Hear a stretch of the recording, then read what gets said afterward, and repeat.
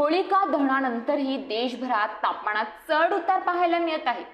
अद्याप उत्तरेकडे थंडीचा कडाका कायम असून ही संपूर्ण स्थिती पश्चिम झंझावातातच परिणाम असल्याचं म्हटलं जात आहे।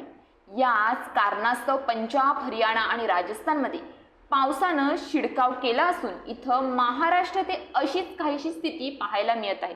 देशाच्या किनारपट्टी भागामध्ये घोगावणारे वारे पाहता राज्यात काही अंशी दमट हवामान पाहायला मिळू शकतं।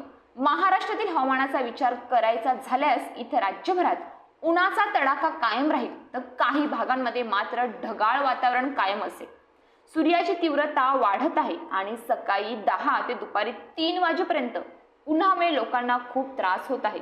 भारतीय हवामान खात्याच्या ताज्या अपडेटनुसार मार्चच्या या आठवड्यात उष्णता वाढण्याची शक्यता आहे। 23 मार्च पर्यंत तापमान 38 अंश सेल्सिअस पर्यंत पोहोचेल, म्हणजेच मार्चच्या अखेरीस तापमान 38 अंश सेल्सिअस पर्यंत पोहोचू शकते आणि त्यानंतरही वर जाऊ शकते। कारण भारतीय हवामान खात्याने उष्णतेबद्दल प्रसिद्ध केलेल्या अहवालानुसार मार्च, एप्रिल आणि मे हे 3 महिने अत्यंत उष्ण राहणार आहेत। या 3 महिन्यात उष्णतेच्या लाटा देखील येऊ शकतात। आजच्या हवामानाबद्दल बोलताना भारतीय हवामान विभागाचे वरिष्ठ हवामान शास्त्रज्ञ डॉक्टर R.K. जेनामानी म्हणाले की आजही ताशी 30 किलोमीटर वेगाने वारे वाहत राहतील। येत्या काही दिवसात उष्णतेत वाढ होण्याचा अंदाज आहे। महाराष्ट्रात सध्या अत्यंत बिकट परिस्थिती आहे। एकीकडे विजांच्या आवाजांसह पावसाचा इशारा देण्यात आला आहे, तर दुसरीकडे उष्णतेच्या तीव्र लाटेंचा इशारा देण्यात आला आहे। रत्नागिरी आणि सिंधुदुर्ग जिल्ह्यात आज उष्णतेच्या लाटेचा इशारा देण्यात आला आहे। हवामान विभागाकडून येलो अलर्ट देण्यात आला आहे। धुळे, नंदुरबार, जळगाव, छत्रपती संभाजीनगर जिल्ह्यात विजांच्या आवाजांसह 19 मार्च रोजी मुसळधार पावसाचा इशारा देण्यात आला आहे।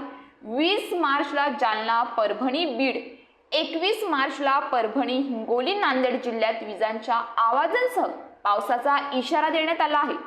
20 आणि 21 मार्चला भंडारा, बुलढाणा, चंद्रपूर, गडचिरोली, वर्धा आणि यवतमाळ जिल्ह्यातील काही भागात विजांच्या आवाजांसह वादळी वाऱ्याचा येलो अलर्ट देण्यात आला आहे। उर्वरित महाराष्ट्रात काही ठिकाणी ढगाळ तर काही ठिकाणी कोरडे वातावरण असेल, त्यामुळे शेतकऱ्यांना काळजी घेण्याचे आवाहन केले आहे।